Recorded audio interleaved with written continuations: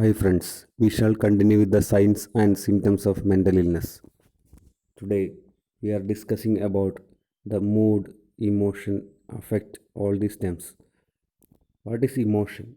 It's a complex feeling state with psychic, somatic, behavioral components that is related to affect and mood.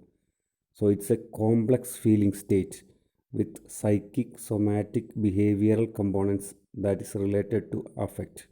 So there are psychic component, somatic component, and behavioral component for an emotion. And the emotion comprises of both mood and affect, which will be discussed subsequently. So what is affect? It's a short-lived emotional response to an idea or event.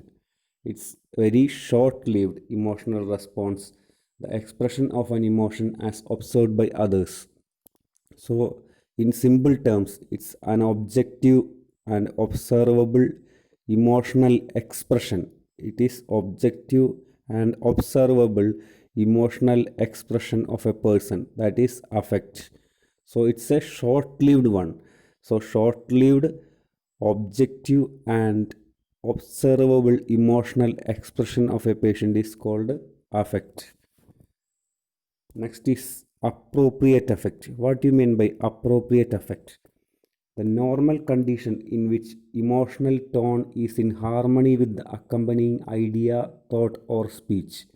So, what is appropriate affect? So, when the affect or the emotional expression is appropriate to the thought or idea which is expressed by the patient is called appropriate affect. Next is inappropriate affects. It is disharmony between emotional feeling tone and the idea, thought, or speech accompanying it. So, if a person verbalizes sadness and if his face shows happiness, then it is an inappropriate affect. So, it's a disharmony between the emotional feeling tone of that person and the emotional expression. So, that is inappropriate affect. Then, what is blunted affect? Blunted affect is a disturbance in affect manifested by a severe reduction in intensity of externalized feeling tone. So, if a person is having some psychological disturbance, but the externalization of that psychological disturbance is very low as compared to the intensity the person may feel within himself. So, it is manifested by a severe reduction in intensity of the external expression. So, blunt means not sharp, so not that much depth. So, that is blunt or blunted affect. Next is restricted or constricted affect. A reduction in intensity of feeling tone less severe than blunted affect but clearly reduced. So, blunted affect is somewhat severe but less severe than blunted affect, but there is a reduction in the expression of the emotion, then it is called restricted or constricted affect. So there is some kind of restriction in the emotional expression but not severe as a blunted affect, that is restricted or constricted affect. Next is flat affect. From the word meaning itself it is clear. So there is no or absence of any affective any emotional expression. So absence or near absence of any signs of affective expression. Voice monotonous, face immobile. So there is no expression on the face of that person. So that is called a flat affect. Next is labile affect. What is labile? Labile means fast changing. So rapid and abrupt changes in emotional feeling tone unrelated to the external stimuli.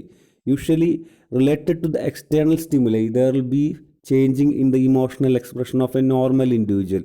But in case of a psychiatric person, there is no relation to the external stimuli and rapid and abrupt changes happens in the emotional feeling tone, that is called labile or fast changing emotional expression from one to another without any influence of the external stimuli, that is called labile affect.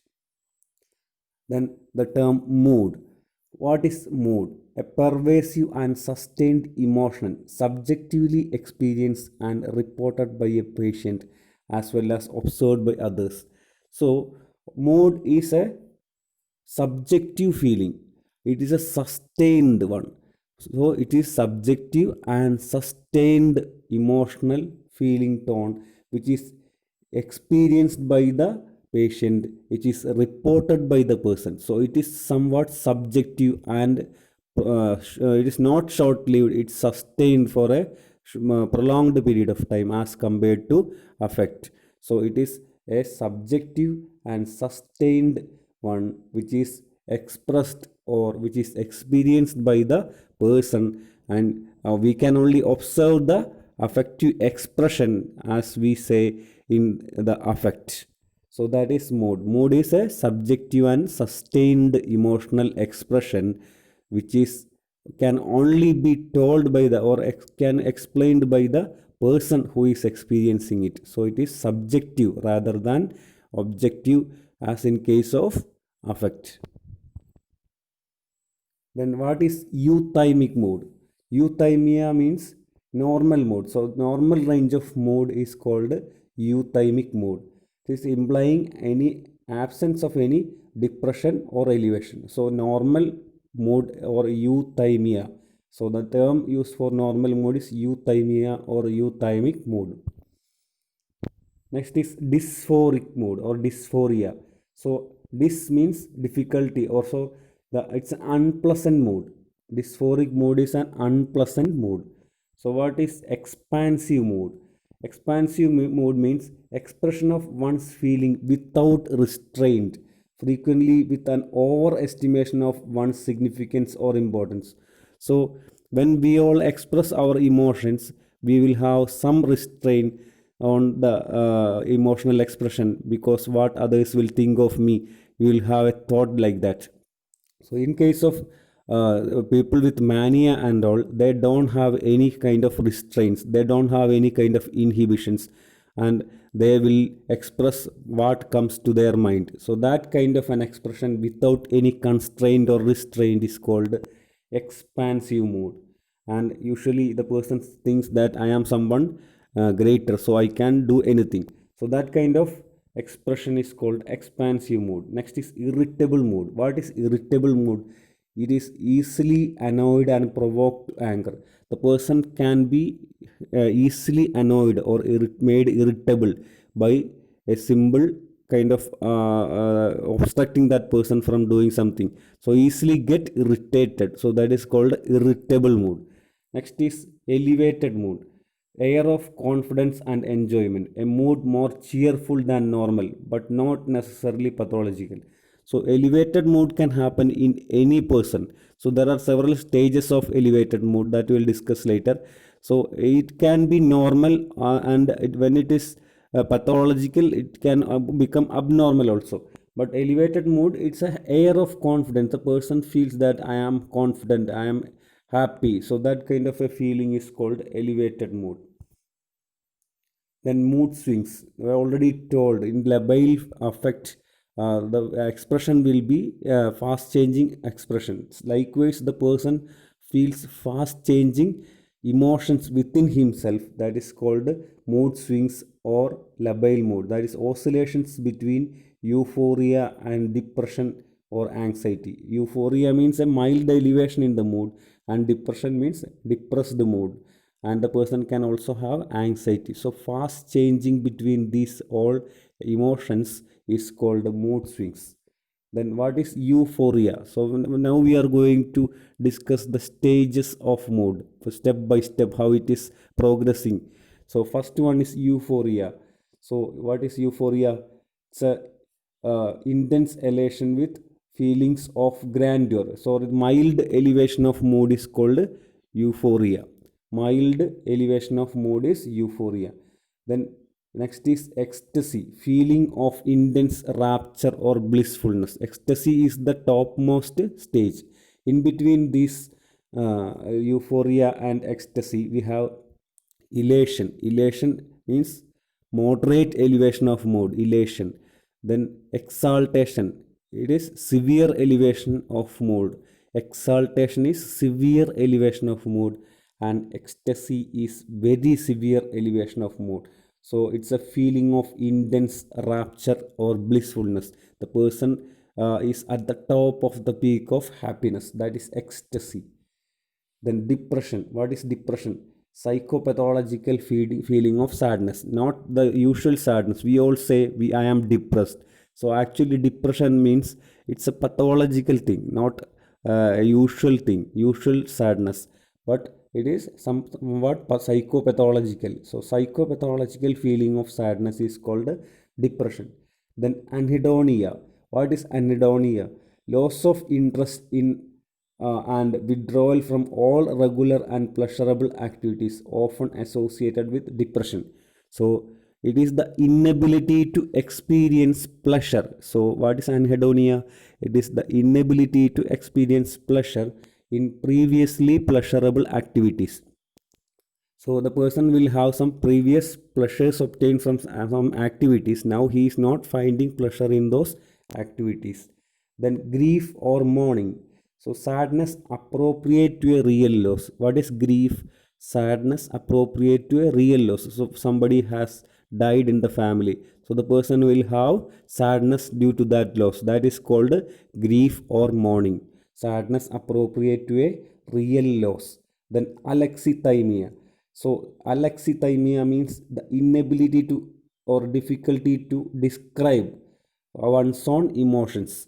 The inability to describe what happens within me or inability to express what happens within me, that is called alexithymia.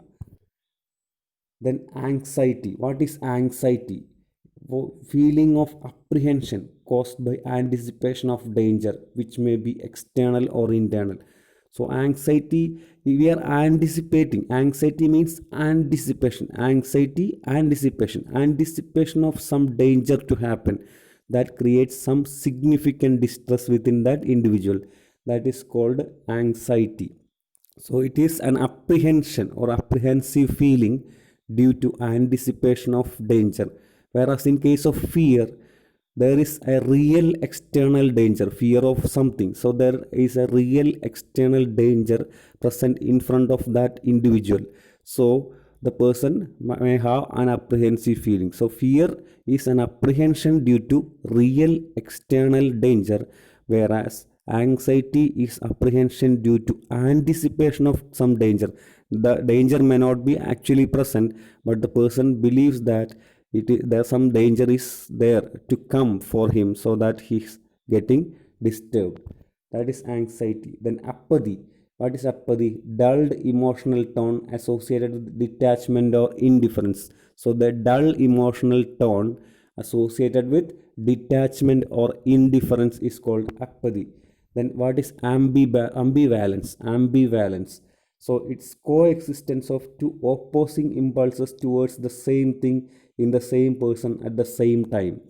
So there are two impulses, for or against, happens within that individual, and he has an inability to decide for or against. So there is coexistence of two opposing impulses towards the same thing in the same person at the same time.